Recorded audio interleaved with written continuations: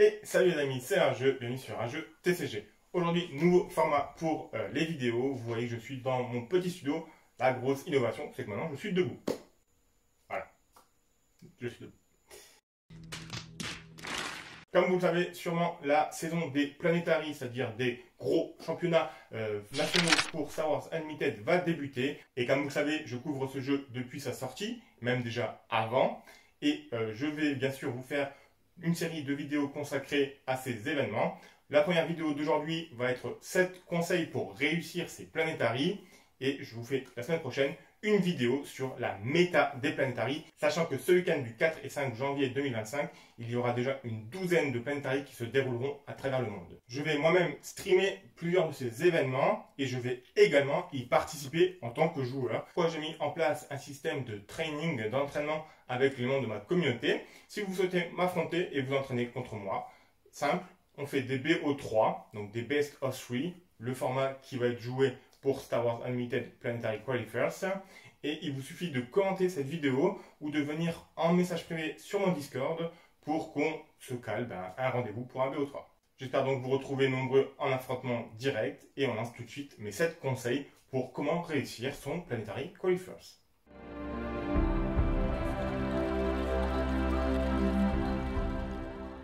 Cela semble évident, mais le premier point pour maîtriser un jeu et participer à un championnat compétitif, c'est simplement connaître les règles.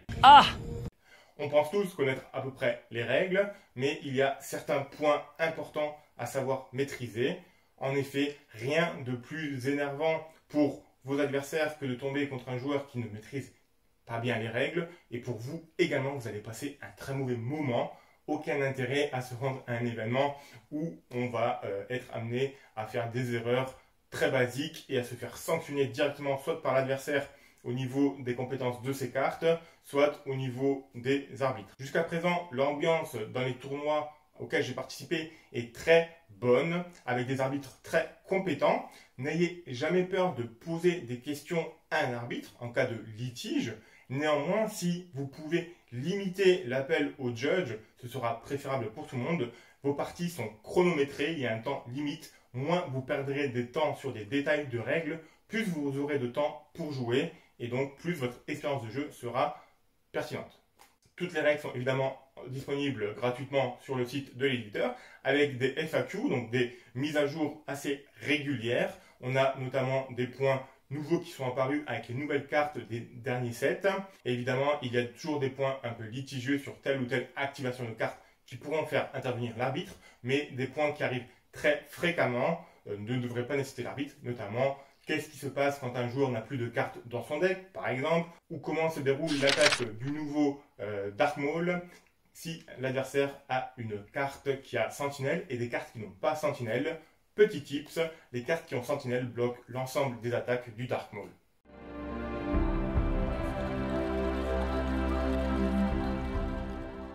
Maintenant que vous connaissez les règles, il faut évidemment choisir votre deck. Plusieurs possibilités pour choisir son deck. Soit vous êtes un sentimental et vous êtes adepte du fluff et du lore et vous choisissez le leader qui correspond le mieux à votre personnage de cœur dans l'univers de Star Wars. Soit vous êtes plutôt pragmatique, voire tryharder, et vous vous basez sur l'ensemble des reviews de la méta pour savoir quel deck performe bien en ce moment et choisir votre leader en fonction. Évidemment, en tant que joueur plutôt passionné, je ne peux que vous conseiller de choisir un leader qui vous convient. Si en plus de ça, ce leader est compétitif, tant mieux pour vous. Néanmoins, je vous inciterai toujours à jouer plutôt un deck qui vous convient d'un point de vue personnel que de vous forcer à jouer un deck qui est certes très fort, très méta, mais qui ne vous convient pas du tout. On est sur des tournois qui vont être très longs, avec un temps de préparation qui va également être important, et passer des heures et des heures à toucher des bouts de carton qui ne vous plaisent pas du tout, honnêtement, il n'y a pas grand intérêt. Si vous avez encore un peu des doutes sur quel leader utiliser, je vous renvoie vers mes différentes vidéos d'analyse de la méta, et sachant que je vais faire une vidéo dédiée à cette session de Planetary et qui devrait sortir début de semaine prochaine. Donc n'oubliez pas le petit abonnement, la petite cloche pour ne pas louper mes prochaines vidéos.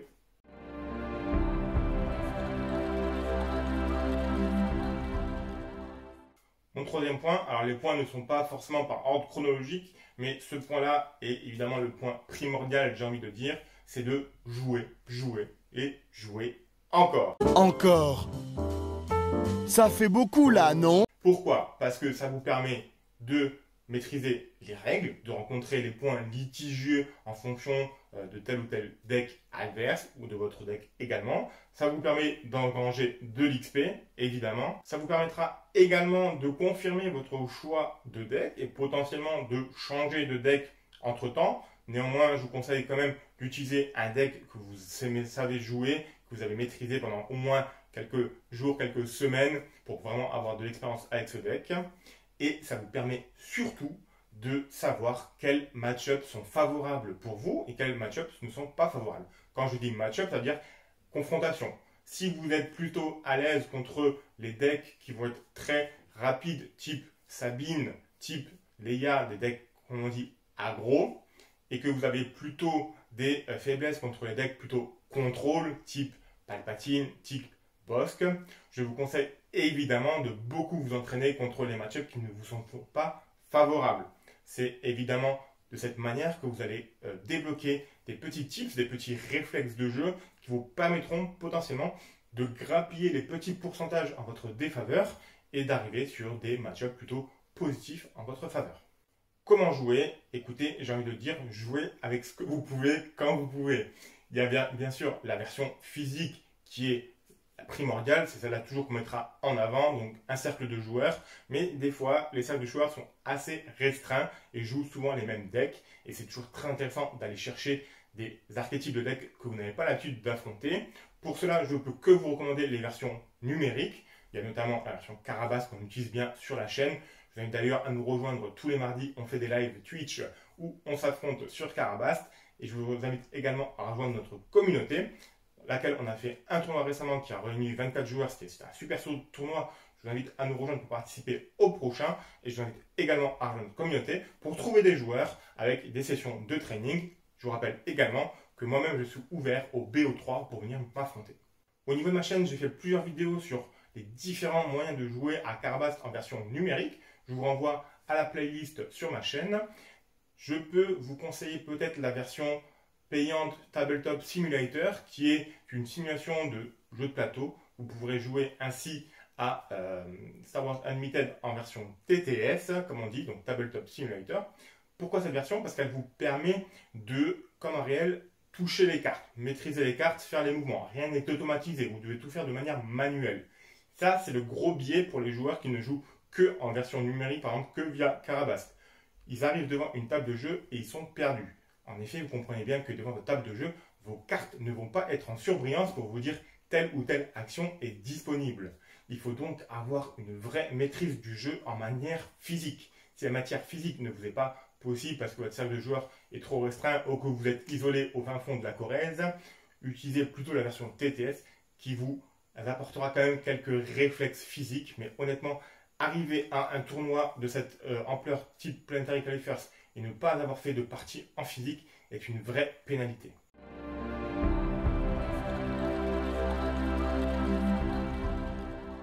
L'élément principal à prendre en compte dans le BO3, c'est le side, c'est-à-dire les 10 cartes optionnelles que vous pouvez avoir à côté de votre deck et qui vous permettront de modifier ce deck entre chaque partie. Attention, vous ne pouvez pas modifier un deck avant la première manche, avant la fin de la première manche. Donc à chaque fois, votre deck revient à sa version initiale et s'il doit y avoir des parties consécutives, vous pouvez le modifier. L'utilisation du side dans un BO3 est primordiale. Il faut savoir maîtriser votre side et pour savoir maîtriser votre side, il faut connaître les archétypes que vous allez affronter. Si vous allez jouer plutôt contre des aggros, il faudra que votre side comporte des cartes qui pourront ralentir cet aggro. Si vous allez affronter un joueur très contrôle, il faut que votre side comporte des cartes qui permettront de prendre de vitesse ou de déborder le deck contrôle. Pour ça, il n'y a pas de secret. Il faut que vous ayez des parties d'XP, il faut que vous ayez affronté les différents archétypes et il faut savoir quelle carte sider à quel moment. Des fois, il est plus judicieux de ne pas sider que de sider. Pourquoi? Parce que si vous n'êtes pas trop sûr ou alors si vous êtes déjà dominant dans votre deck, Sider un deck va modifier son équilibre. Vous aurez évidemment 80% de vos parties qui se dérouleront avec votre deck entre guillemets de base. C'est le deck que vous maîtriserez le mieux. Modifier l'équilibre d'un deck peut vous coûter très cher en tournoi. Et mon opinion, c'est que parfois, quand vous ne savez pas quoi sider, quand vous pensez que votre deck est bien comme ça, bien à l'équilibre, le mieux c'est de ne pas sider du tout. Néanmoins, le joueur qui saura sider aura un avantage énorme sur ses adversaires. Et là, il n'y a vraiment que l'expérience qui pourra vous dire quoi sider à quel moment.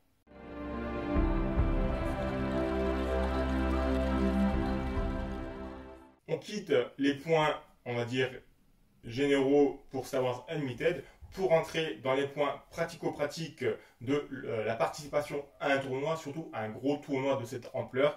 En général, les Planetary, c'est au moins 100 joueurs, donc c'est des tournois qui vous prendront la journée. Il faut évidemment que vous ayez votre matériel. Vous pourrez évidemment débarquer avec votre paquet de cartes pas slivé, aucun jeton, aucun dé, mais vous risquez d'être un peu, alors déjà la risée du tournoi, et deuxièmement, mis un peu en difficulté, notamment au niveau de compter les points, etc. Ou alors d'abîmer vos cartes qui ne seront pas slivées. Donc le premier point, c'est évidemment avoir votre deck et avoir une decklist. La plupart des tournois demandent une decklist à l'avance. Il y a certains tournois qui vous demanderont la decklist en version physique à l'inscription physique au tournoi, donc le moment où vous arrivez sur le tournoi. Je vous conseille toujours d'avoir une version numérique sur votre téléphone et de venir au moins avec 2 decklists physiques à jour, évidemment, pareillées, imprimées de préférence, sinon écrites à main, ça passera également, mais au moins 2 exemplaires. Un exemplaire qui en général sera remis aux judges et qu'ils vont garder. Il y a un exemplaire que vous pourrez avoir sur vous à table. Normalement, les adversaires n'ont pas le droit de vérifier les decklists d'un adversaire, sauf top 8, mais c'est toujours bien peut-être d'avoir un exemplaire sur soi, s'il faut remettre à jour un deck, etc. Autre petit point sur les cartes promotionnelles, notamment les cartes qui sont issues des packs exclusifs, notamment par exemple cette version de Dark Vador, elles ne sont pas autorisées en tournoi. Ça demande confirmation auprès des judges de chaque tournoi que vous allez faire, mais normalement tout ce qui est cartes promotionnelles, tout ce qui est cartes pimpées, tout ce qui est cartes, en gros pas ce qui vient des boosters ou des boîtes de base, ne sont pas autorisés en tournoi. Donc si c'est votre seule version de Dark Vador que vous avez eue dans ce pack, normalement elle n'est pas jouable, sauf accord spécifique des judges, mais là, encore une fois, vous ne pourrez pas vous pointer le jour du tournoi avec votre carte et vous dire « Ah ben j'ai que ça, il va falloir que je joue ». Potentiellement, les judges sont en capacité de vous interdire de participer au tournoi avec ces cartes promotionnelles. Donc la decklist, point important, votre deck et votre side, évidemment. Deuxième point important, vos cartes slivées. Il faut que vos sleeves soient toutes uniformes et opaques, c'est-à-dire qu'on ne puisse pas voir par transparence le dos des cartes. Combien de joueurs sont vus sanctionnés en tournoi, voire accusés de triche pour des sleeves, on va dire, usés, non conformes, un peu pliés, qui permettent de reconnaître telle ou telle carte dans leur deck. Que ce soit volontaire ou non, peu importe.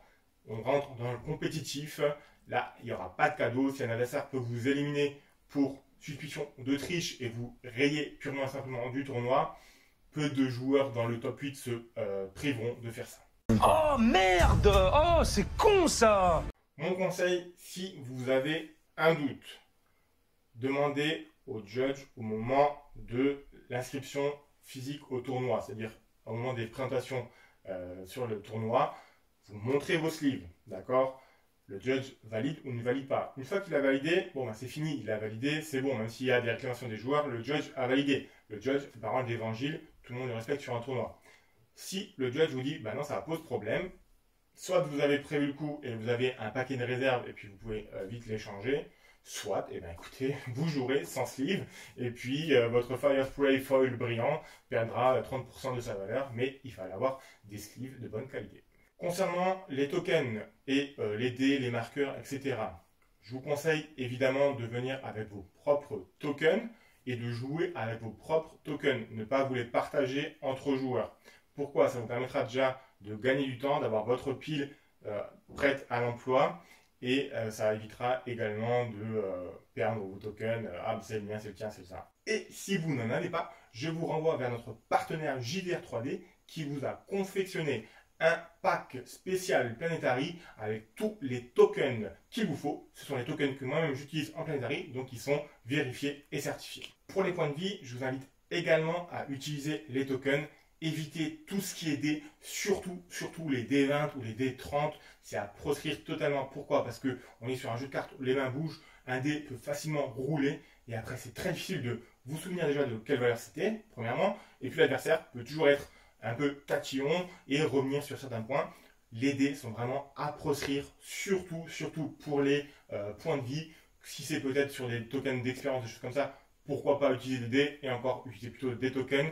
Là encore, si vous n'avez pas de tokens en quantité ou alors de compteur de points de vie, je vous invite encore une fois sur notre partenaire JDR 3D qui fera le plaisir de vous imprimer des compteurs de points de vie qui sont géniaux, que moi-même j'utilise également. Mon petit tips également, c'est pour votre side. Prenez 10 sleeves identiques à votre deck principal, laissez-les vides et vous les prenez avec au tournoi, mais votre side, vous le sleevez avec des autres sleeves d'une autre couleur afin de pouvoir facilement reconnaître. C'est très facile de se tromper entre deux games, surtout si une game a été très longue, elle s'est finie sur le time et vous enchaînez directement avec la suivante. Remettre votre deck à jour, c'est très facile de l'oublier ou alors simplement de vous tromper. Si vous comptez que vous avez 10 sleeves d'une autre couleur, vous savez qu'il y aura 10 cartes à l'intérieur. Et c'est beaucoup plus facile comme ça de remettre votre deck à jour. Et ça permet également d'éviter donc toute erreur qui pourrait potentiellement vous sanctionner. En tournoi, tout ce qui est appareil numérique est interdit. Évidemment, vous n'avez pas le droit d'avoir votre téléphone sur la table, vous n'avez pas le droit de compter les points de vie avec votre téléphone personnel. Et je pense qu'il y a des exceptions quand c'est par exemple un streamer qui met un appareil au milieu de la table et que vous pouvez l'utiliser en commun. Mais en tout cas, comptez pas vos points de vie avec une application. En plus, vous connaissez, la journée peut être longue, le téléphone peut être déchargé, on peut arriver en fin de journée, vous êtes sur la finale et votre téléphone tombe à plat, vous n'avez plus vos points de vie. Donc tout ce qui est numérique, en tout cas, doit rester de côté. Également, au niveau du playmate, si vous n'avez pas de tapis de jeu, honnêtement, on va dire que c'est un peu le dernier de vos soucis, c'est vraiment du pimp. Ça, évidemment, protège vos cartes, ça permet de les faire glisser plus facilement. Mais si vous n'avez pas vraiment le budget pour acheter un tapis de jeu, on va dire que c'est le dernier élément à avoir sur la table. En plus, si vous remportez le Planetary, vous gagnerez un magnifique tapis champion. Donc là, il n'y aura plus aucun souci.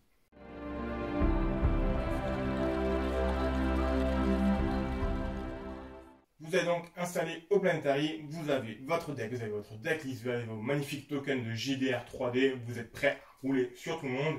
Et là, patatras, vous allez perdre toutes vos games. Pourquoi? Parce que vous avez oublié l'élément le plus important de toute bataille. C'est pas moi qui le dis, c'est Napoléon. Le nerf de la guerre, c'est la logistique. On est sur un tournoi qui va durer entre 6 à 9 heures en fonction de votre évolution, voire plus s'il y a des retards.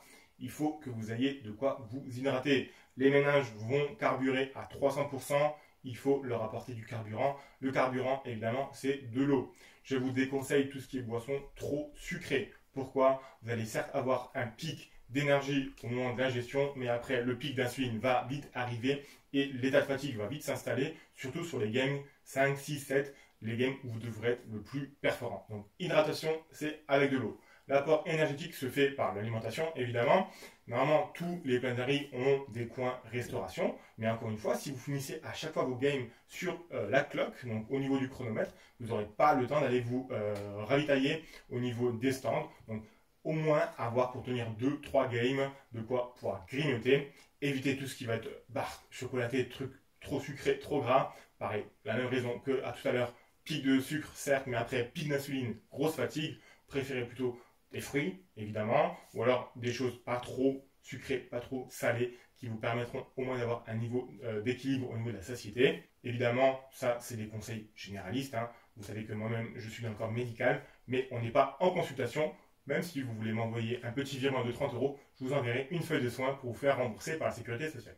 Autre conseil à ne pas prendre forcément au pied de la lettre pour tous les joueurs s'il y a des problèmes de santé, mais on est sur des games très longues, des journées très longues avec un mal de tête qui peut s'instaurer. Votre meilleur ami sera évidemment le paracétamol.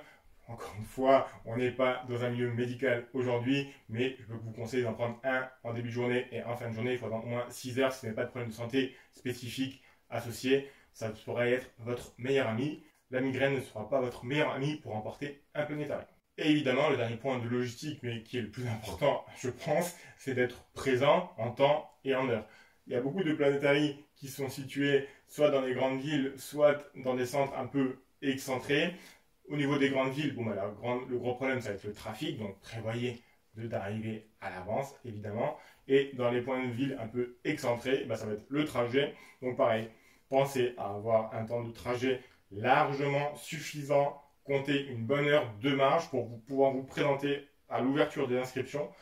Pareil, il y a beaucoup de joueurs, il y a peut-être des joueurs qui ont des soucis pour s'inscrire. Je vous conseille évidemment de faire toutes les démarches à l'avance, de venir avec votre deadlist prête à l'emploi, imprimée, lisible, et ainsi ne perdre aucun temps ni énergie dans la logistique. Vous comprendrez qu'il sera très difficile de remporter 8 games pour être champion si vous avez déjà perdu 2 heures avant à vous battre avec la logistique et avoir le stress d'arriver à l'heure ou pas au tournoi.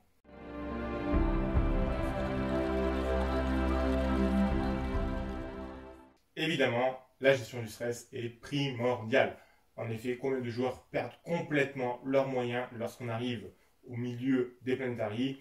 On est sur des gros tournois, souvent c'est la première fois que ces joueurs participent à ce genre d'événement, ils n'ont pas l'habitude, il y a toute une attente évidemment, on participe à un gros tournoi, il y a des bons lots à gagner, il y a une place pour Las Vegas potentielle, il y a une reconnaissance au niveau de la communauté, il y a potentiellement le rageux qui est là avec ses caméras et qui nous filme. En tout cas, la gestion du stress est primordiale. Personnellement, je sais qu'en tant que streamer, je le dis à chaque début de tournoi, mes parties ne sont jamais enregistrées au niveau vocal pour enlever déjà un stress au niveau des joueurs. Donc c'est vraiment volontaire de ma part de ne jamais enregistrer ce qui se dit à la table pour pas que les joueurs soient un peu plus stressés encore que ce qu'ils devraient l'être. Donc vraiment, moi, mon travail en tant que streamer, c'est ne pas rajouter du stress déjà au stress du tournoi. Vous, pour votre gestion, là, c'est vous face à vous-même. Je peux que vous conseiller avant chaque partie de souffler un coup, prendre une petite minute de repos, de recul, regardez votre adversaire, regardez quel deck il joue, vous mettre déjà en tête est-ce que c'est un match-up favorable pour moi, est-ce que c'est pas un match-up favorable pour moi, discutez peut-être de 3 mots avec votre adversaire. On est face à des humains, là, vous n'êtes pas face à un mental, donc la courtoisie, ça fait partie du TCG, savoir un peu son parcours, où il en est, etc., d'où il vient. Seulement après, vous focus, on rentre dans le tournoi. De toute façon, on est sur un jeu de cartes, les amis. On joue avec des bouts de carton.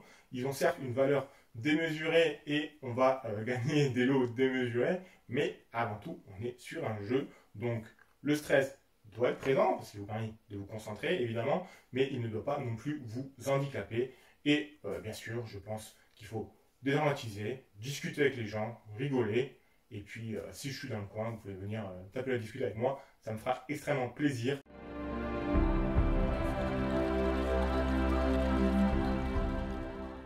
Et donc, ça nous amène à mon petit point bonus qui est prenez du plaisir. Vous participez à un événement, il y en a une douzaine dans toute la France, il y en a une centaine dans tout le monde. Vous êtes un peu des privilégiés. Donc venez et profitez. Vous êtes là, soit vous êtes venu seul, soit vous êtes venu avec des copains, donc ça va déjà vous faire des souvenirs. Vous venez avec une centaine de joueurs, ça va faire une communauté, vous allez pouvoir échanger, mettre des visages sur des noms que vous allez pu voir en ligne. Par exemple, combien de joueurs sont contents de me rencontrer, et moi-même je suis content de rencontrer des membres de ma communauté. Ah bah c'est toi, c'est toi, c'est toi. Donc vous êtes vraiment là pour un moment de partage, ponctué de games que vous devez évidemment remporter, sans non plus écraser, humilier toute personne en face de vous. On est vraiment en courtoisie. Et ça, c'est vraiment un esprit que j'ai retrouvé dans Star Wars Unlimited. On est vraiment sur, entre guillemets, des bons gars. On n'est pas là pour se faire des ennemis et avoir une mauvaise réputation. Donc, évidemment, prenez plaisir. Ne vous laissez pas du tout influencer par l'envie de tricher. S'il vous plaît, on n'est vraiment pas là pour ça. Les lots ne méritent absolument pas que votre réputation soit entachée. En plus, vous savez que si vous trichez, je vais faire une vidéo drama sur vous, une vidéo qui va forcément cartonner parce que le drama, ça cartonne. Vous serez affiché partout, vous allez perdre vos cercles de joueurs, vos cercles d'amis. Donc encore une fois, prenez plaisir. Vous avez maintenant mes tips pour que votre PQ, votre tournoi en général, se passe du mieux possible. Mon point clé à retenir, c'est que la préparation personnelle est super importante et que, en cas de doute, en amont du tournoi, allez voir le corps arbitral. Les judges sont vraiment excellents dans Star Wars Unlimited. Je pense à Stico, je pense à Galette Saucisse, je pense aux autres dont j'ai oublié le nom. On est sur des super mecs. Les gars sont top. Donc vraiment, vous avez un doute sur une carte, vous avez un doute sur une sleeve, vous avez un doute sur telle ou telle chose, allez les voir en amont. Ce sera toujours plus facile de désamorcer quelque chose en amont qu'une fois sur table, une fois que la partie est lancée. Sur ce les amis, je vous remercie encore une fois pour le visionnage. Je vous invite pour la semaine prochaine avec ma vidéo sur la méta de préparation pour les Planetary. Vous avez évidemment mes différents réseaux pour nous rejoindre et je vous invite fortement à commencer cette vidéo ou me rejoindre sur mon Discord pour qu'on se fasse des BO3 pour que je ne sois pas complètement ridicule lors de ma participation en tant que joueur aux différents Planetary que j'ai déjà programmés. Allez, bon jeu à tous, bonne pêche à tous et bien sûr, ciao ciao les amis.